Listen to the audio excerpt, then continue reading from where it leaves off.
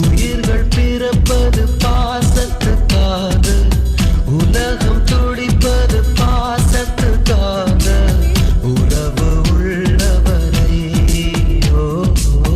உலகம் நமக்காக. இது பல கோடி உயிர் தோன்றி மடிகின்ற பூமி, பாசத்தின் பேர் மட்டும் மடியாத சாமி. அதனால் தான் சலிக்காமல் சுழலுது பூமி.